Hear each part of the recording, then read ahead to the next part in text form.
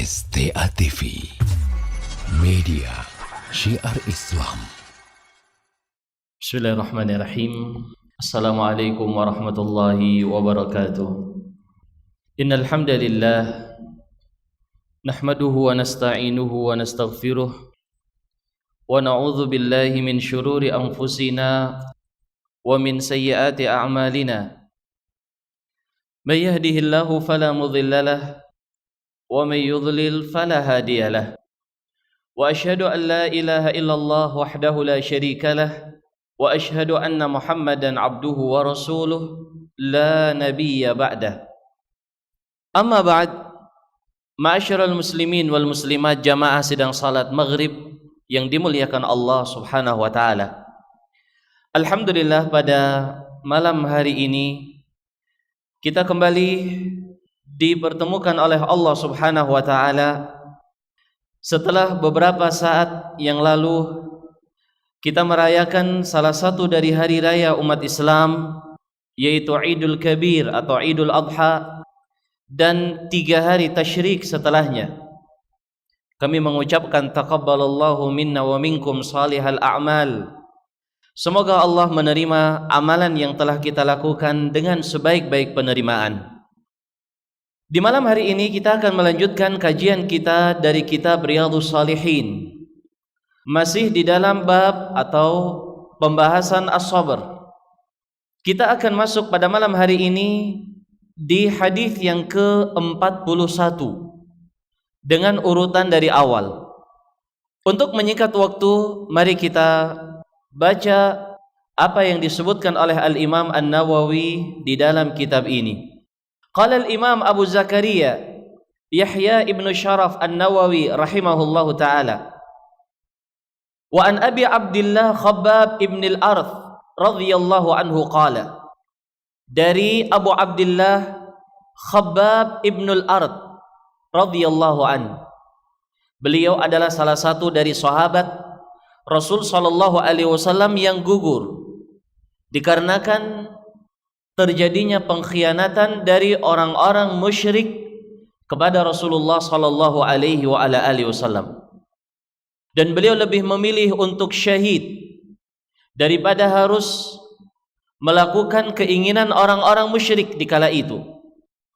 Setelah beliau meminta kepada mereka untuk salat 2 rakaat sebelum beliau wafat dan dibunuh oleh orang-orang musyrik, sampai akhirnya Allah wafatkan beliau sebagai seorang syahid radhiyallahu anhu. Dan hadis yang beliau riwayatkan ini bercerita tentang pengorbanan dan perjuangan beliau. Beliau bercerita, syakauna ila Rasulillah sallallahu alaihi wasallam wa huwa mutawassidun burdah lahu fi dhillil Ka'bah. Pada suatu hari kami mengadu kepada Nabi sallallahu alaihi wasallam, dan para sahabat mereka biasa mengadu kepada Nabi alaihi salatu wasallam karena mereka kepada Rasul sallallahu alaihi wasallam bimanzilatil abna ala abihim, seperti seorang anak kepada ayah-ayah mereka. Dekat mereka kepada Nabi sallallahu alaihi wasallam. Dalam keadaan Nabi sallallahu alaihi wasallam mutawassidun burdah, beliau sedang berbantalkan sebuah burdah, kain yang digulung di bawah dhillil Ka'bah, di bawah naungan Ka'bah. Lalu kami mengatakan, kata Khabbab, ala tastansiru lana, ala tad'u lana, ya Rasulullah, kenapa engkau tidak berdoa kepada Allah agar Allah berikan pertolongan kepada kami? Kenapa engkau tidak meminta pertolongan kepada Allah untuk kami, ya Rasulullah? Dan ini adalah muncul bukan karena keputusasaan para sahabat, tetapi karena mereka tidak sanggup lagi menahan siksaan dan cobaan yang mereka terima dari orang-orang musyrik. Keliru kalau kita memahami dari hadis ini kalau Khabbab ibnu Arth itu putus asa. Tidak, beliau bukan putus asa, tetapi beliau sudah tidak sanggup lagi menahan siksaan orang-orang musyrik, sampai mereka mengadu kepada Nabi dan mengatakan, ya Rasulullah, kenapa tidak berdoa kepada Allah untuk kami agar kami menang, agar kami merdeka, agar kami tidak lagi disiksa oleh mereka. Tetapi jamaah yang dimuliakan Allah Azza wa Jalla, jawaban Nabi SAW justru beliau menyinggung permasalahan lain. Beliau tidak mengatakan baik saya akan berdoa, atau mengatakan tidak saya tidak akan berdoa. Tetapi beliau ingin mengajarkan kepada para sahabat bahwa pengorbanan dan perjuangan itu butuh waktu, dan bukan sesuatu yang instan akan kita dapatkan. Tetapi Nabi mencari contoh dari orang-orang terdahulu. Kata Rasul sallallahu alaihi wasallam, "Qad kana man qablakum." Dulu sebelum kalian ada, yu'khadhur rajul, ada seorang lelaki yang dia diambil oleh orang-orang yang kafir, fayukhfaru lahu fil ard fayuj'alu fiha. Mereka gali tanah, lalu mereka masukkan di dalamnya dan mereka kubur setengah badan. Thumma yu'ta bil minshar, lalu dipanggil seorang yang membawa gergaji, fayudha ala ra'sih, diletakkan di atas kepalanya, fayuj'alu nisfain, lalu dibelah menjadi dua. Dibelah menjadi dua. Qala wa yumshad bi amsyatil hadid. Ada orang lain lagi yang dia digaruk dengan sisir dari besi, maduna lahmihi wa 'azmihi, sehingga terpisah antara daging dan tulangnya. Ini orang sebelum kalian wahai para sahabat, kata Nabi. Ma yasudduhu dzalika an dini. Namun ini tidak memalingkan mereka dari agama Allah, tidak memalingkan mereka dari Islam yang telah mereka anut, tidak membuat mereka mundur dalam mempertahankan al-haq. Tetapi kata Nabi sallallahu alaihi wasallam, fa wallahi la yutimmannallahu hadzal amra hatta yasira ar-rakib min San'a ila Hadramaut la yakhsha illallah wa dhi'ba ala ghanamih.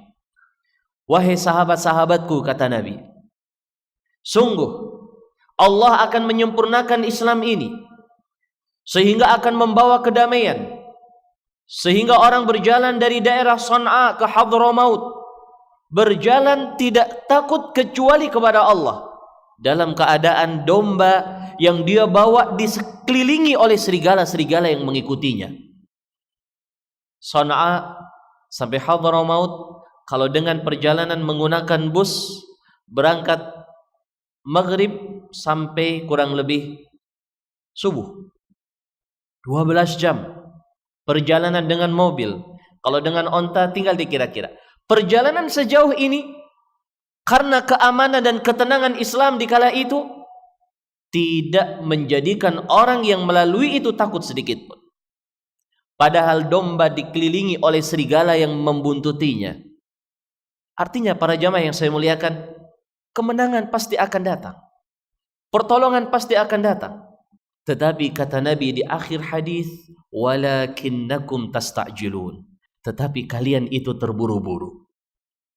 Kalian terburu-buru wahai para sahabat, sehingga kalian menganggap seandainya tidak Allah turunkan pertolongan saat ini, maka kita akan hancur, Islam akan binasa dan akan hilang. Tidak. Allah ingin menguji kita semuanya.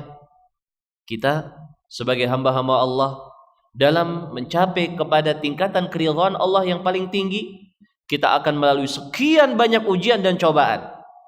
Seandainya Allah ingin, para jamaah yang saya muliakan, untuk memasukkan kita ke dalam sorga tanpa ada amalan sama sekali, Allah sanggup.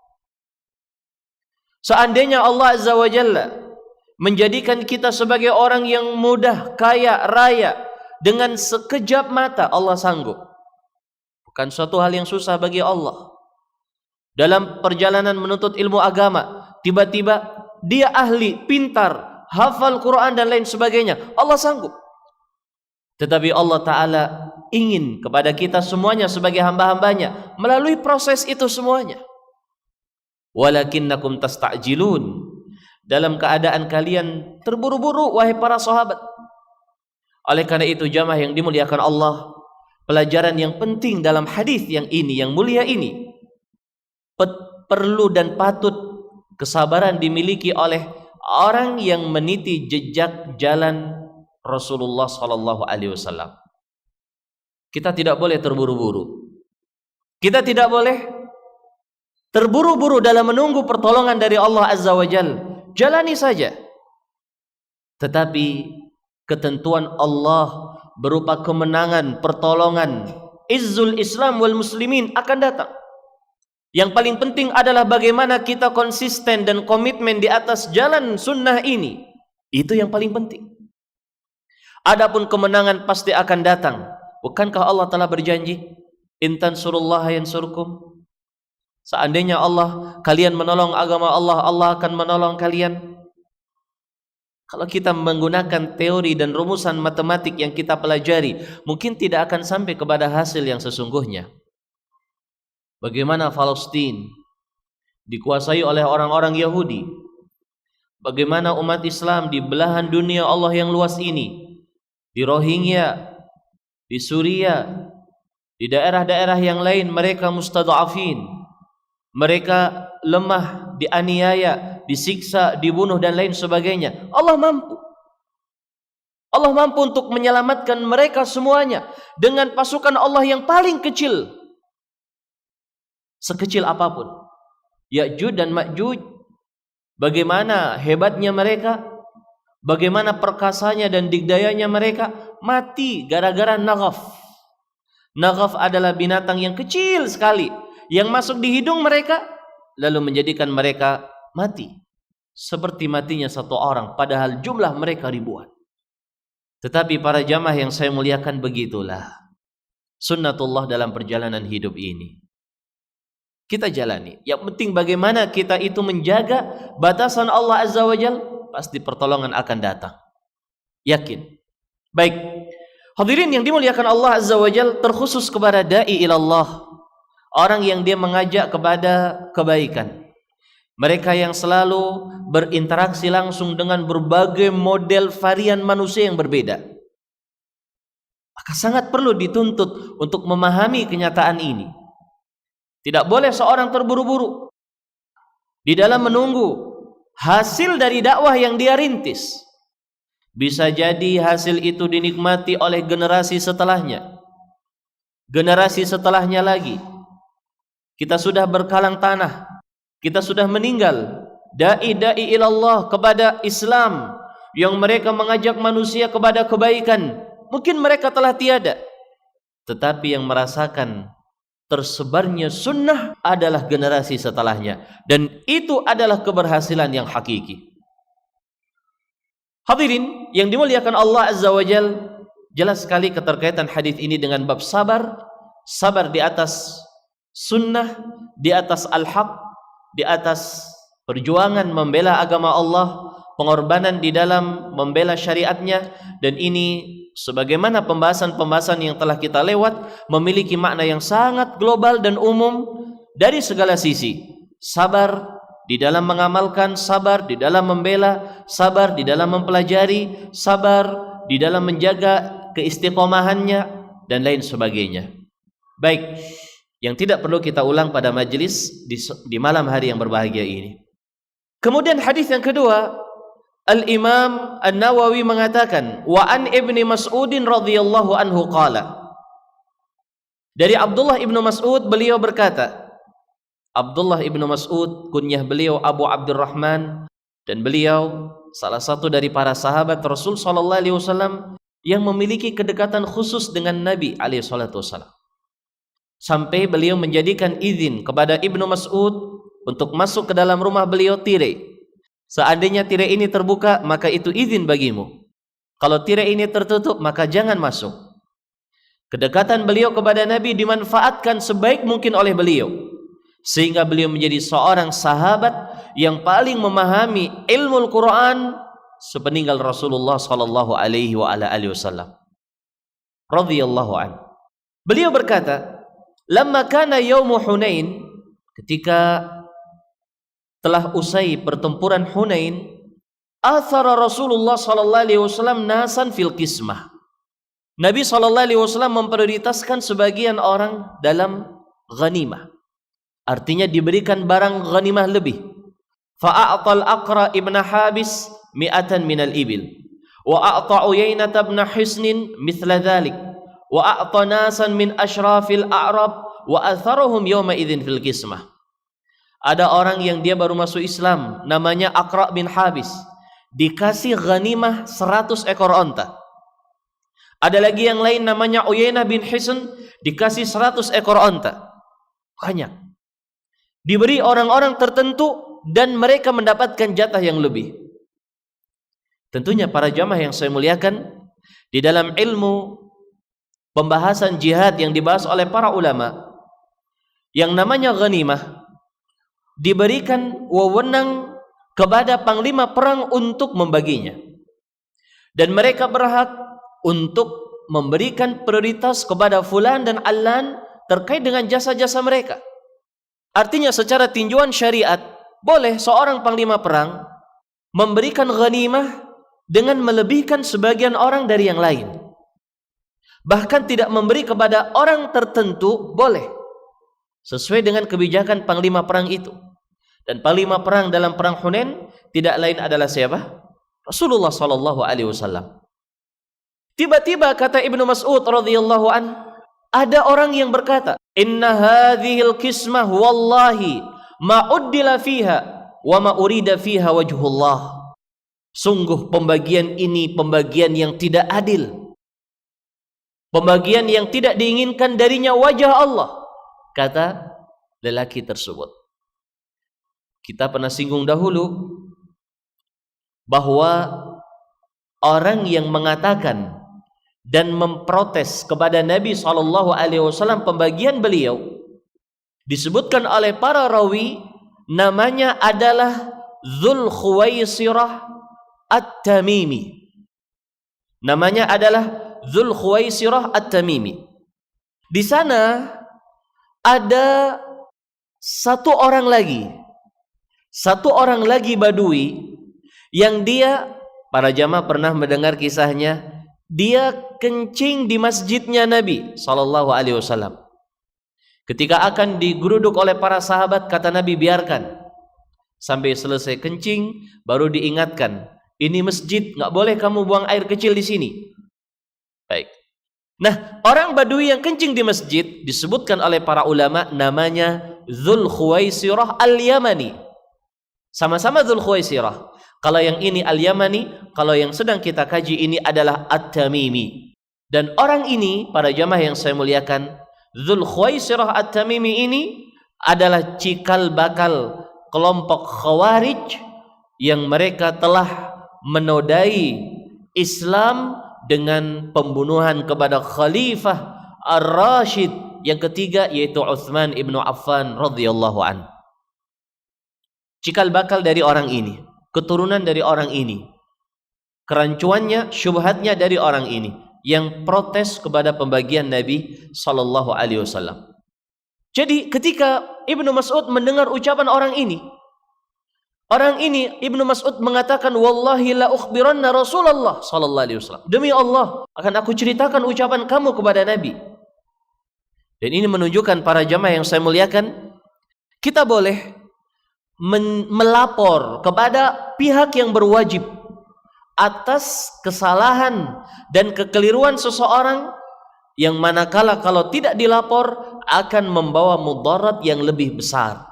Dan ini adalah pengecualian dari ghibah yang terlarang.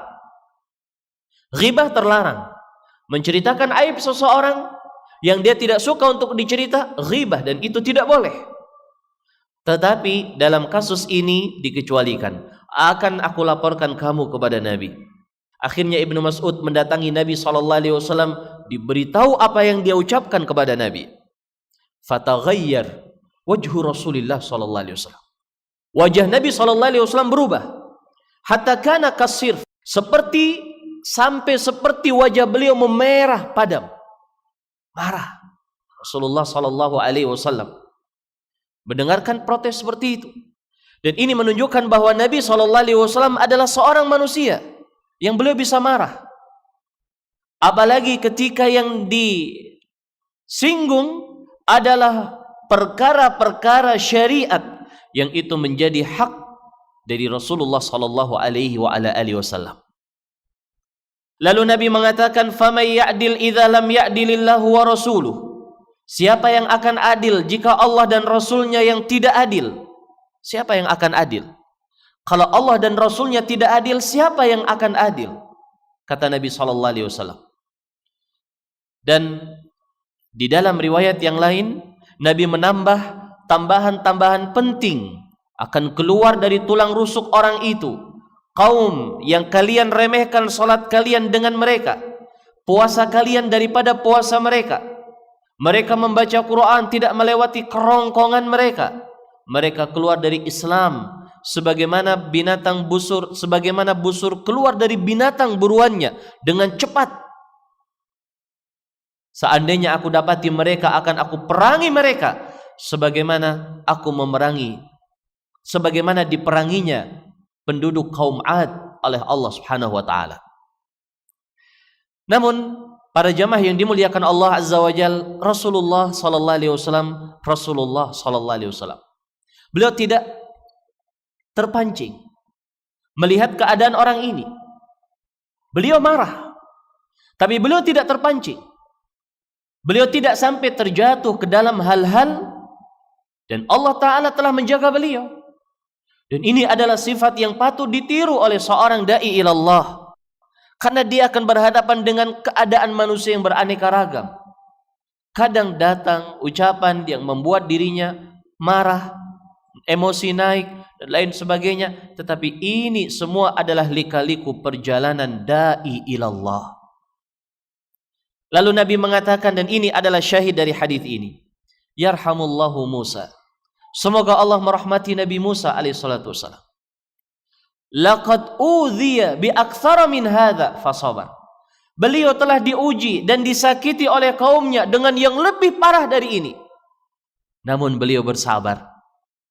Para jemaah, ada yang ingat apa yang terjadi kepada Nabi Musa alaihi salatu wasallam dari kaumnya, yang sampai Nabi mengatakan bi aktsar, beliau telah diuji, disakiti oleh kaumnya dengan yang lebih parah dari yang aku dapatkan, tapi beliau bersabar.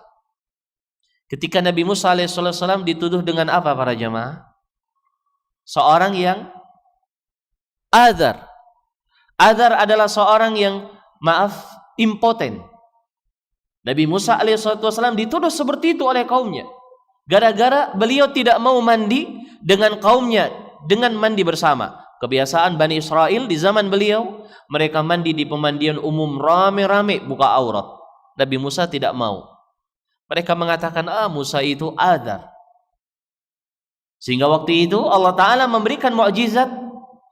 Ketika Nabi Musa meletakkan bajunya di atas batu, batunya lari, membawa pakaiannya sampai ke pemandian umum.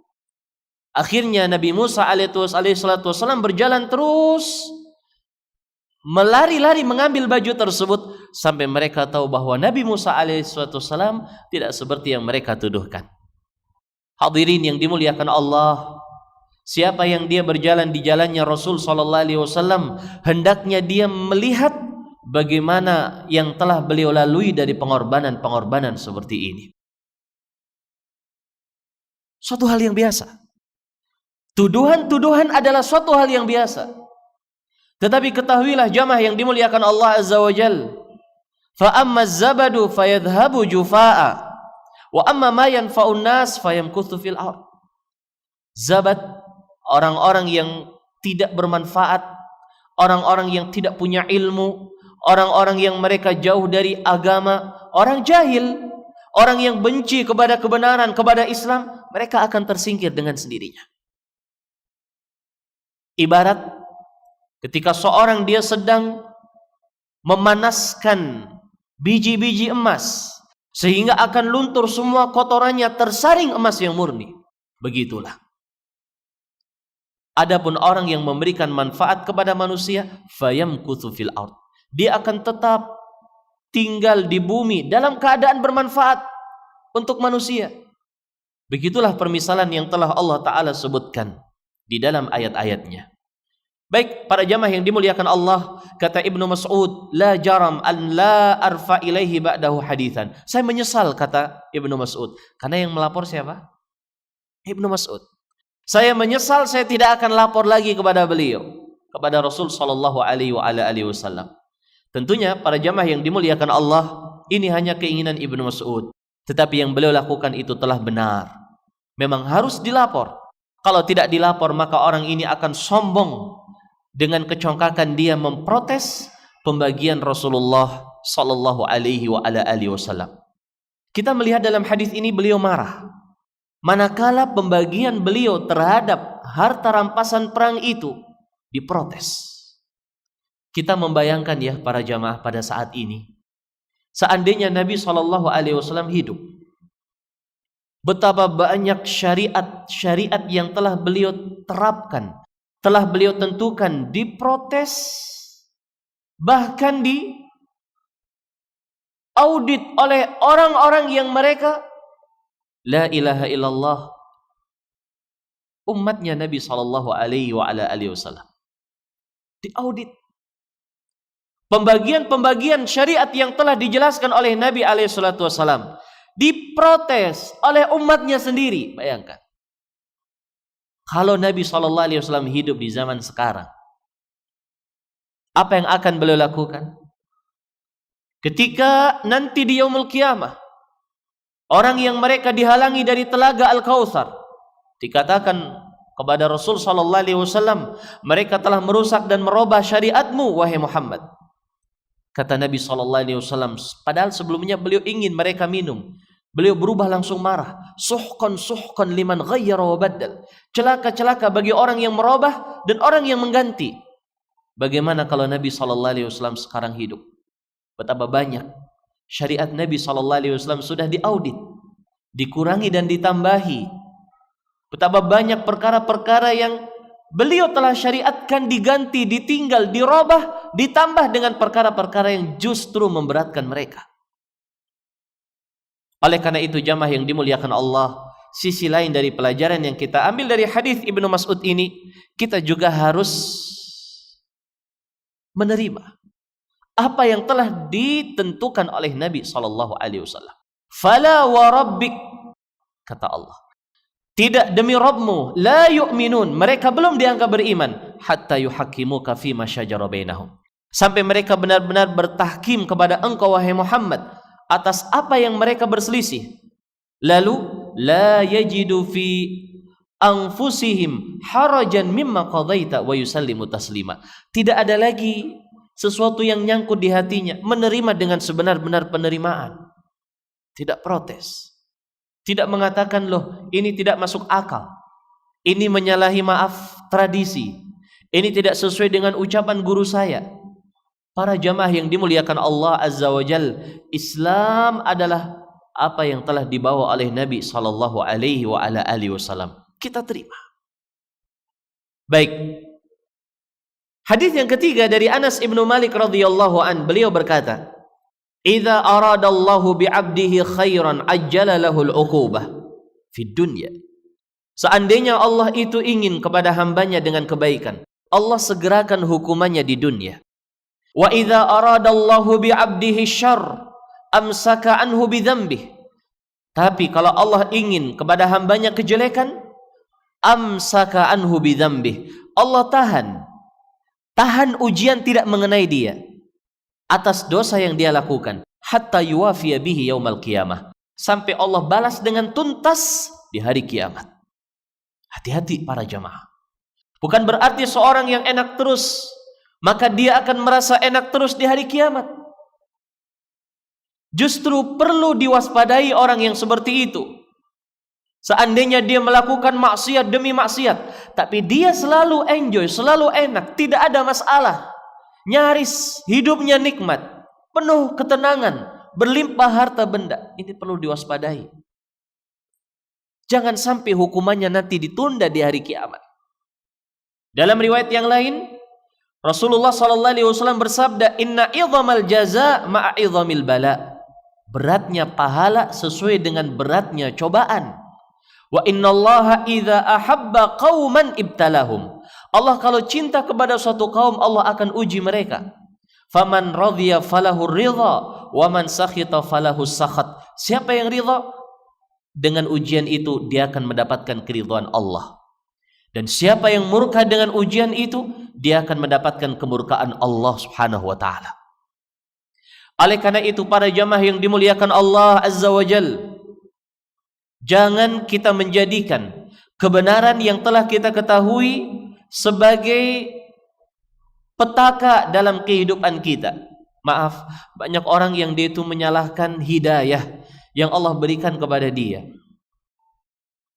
Dia belajar ilmu agama, dia mendapatkan ayat hadis melarang dia untuk, misalnya memakan harta anak yatim, curang dalam timbangan, mengambil hak orang lain, memakan harta riba. Dia tinggalkan itu semuanya. Awalnya dia tinggalkan. Berjalan hari demi hari, rupanya tidak lama dia diuji, anaknya sakit, kemudian istrinya sakit, dianya sakit, diuji lagi, bisnisnya melorot, masukannya atau usahanya semakin berkurang, semakin bangkrut, semakin rugi. Lalu dia berpikir, ini jangan-jangan gara-gara hidayah. Coba dulu saya nggak belajar ilmu agama. Para jamaah yang saya muliakan, justru ketika Allah menguji kita di harta kita, di keluarga kita, itu pertanda Allah itu cinta kepada kita. Allah ingin agar dosa-dosa kita itu terhapus sedikit demi sedikit. Maka hadirin yang saya muliakan, setiap ada masalah yang menimpa kita, pertama kali adalah kita mengintrospeksi, muhasabatun nafs. Bisa jadi ini karena memang dosa saya. Ketika ada kenikmatan, pertama kali yang kita pikirkan, ini murni pemberian dari. Kalau ada musibah, pertama kali yang terbetik dalam benak kita, ini karena perbuatan kita. Ini yang disebutkan oleh Imam Ibnul Qayyim dalam kitab beliau Al-Fawaid. Seorang yang dia sudut pandangnya seperti itu, insya Allah dia akan muwafaq, mendapatkan taufik dari Allah Ta'ala. Jangan salahkan orang lain. Jangan salahkan orang lain ketika kita mendapatkan ujian. Walaupun orang lain itu adalah orang yang kalau kita nilai secara zahir adalah orang-orang yang salah. Orang-orang yang salah. Sebagai contoh, misalnya para jamaah yang saya muliakan, kita mulai menjaga sholat 5 waktu. Maghrib, isya, subuh, zuhur, asar. Ya. Tiba-tiba ketika kita berusaha menjaga sholat 5 waktu, mulai kita diomongin oleh kawan-kawan sejawat, mulai kita dikomen, mulai kawan-kawan kita meninggalkan kita satu persatu. Tentunya para jamaah yang saya muliakan, kita wajib introspeksi. Ada apa ini? Mungkin saya kurang ikhlas, mungkin saya ada yang salah. Terus kita berbenah diri. Di sisi lain kita memahami bahwa ini adalah sesuatu yang pasti terjadi dalam perjalanan menuju hijrah yang hakiki. Baik, hadis ini diriwayatkan oleh Imam Tirmidzi. Di dalam sanadnya ada sebagian rawi yang lemah, namun Syekh Al-Albani rahimahullah dan selain beliau dari kalangan ulama ahlul hadis, mereka menghasankan hadis ini dengan jalan-jalan dan sanad-sanad yang lain. Artinya hadis ini adalah hadis yang sahih dari Rasulullah sallallahu alaihi wasallam dan bisa dijadikan sebagai hujjah. Baik, ini adalah yang perlu kita patut perhatikan para jamaah yang dimuliakan Allah Subhanahu wa taala, agar dalam kita menuju keridhaan Allah ringan. Kalau tidak, pasti saja ada yang dijadikan kesalahan yang dijadikan kambing hitam adalah hidayah yang Allah berikan kepada kita. Ini adalah perkara yang pasti akan terjadi. Walaqad udhiya Musa bi aktsara min hadza. Rasul tidak menyalahkan diri sendiri. Tidak menyalahkan orang ini. Orang ini tidak disalahkan oleh Nabi. Orang ini artinya tidak kemudian beliau membabi buta, menyikapi orang itu dengan berlebihan, tapi beliau mengambil contoh nabi-nabi sebelumnya. Musa juga telah diuji dengan yang lebih daripada ini. Beliau juga bersabar.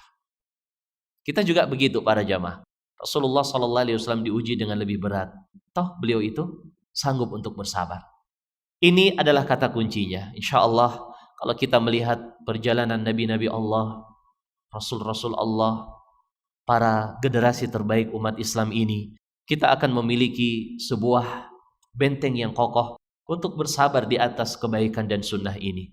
Hadirin, berat, tetapi insya Allah dengan seorang dia berusaha untuk menjalankan dalam kesabaran, Allah Ta'ala akan memberikan keberkahan di dalam usahanya. Wallahu a'lam bishawab. Kita telah membaca 3 hadis pada majlis malam hari ini.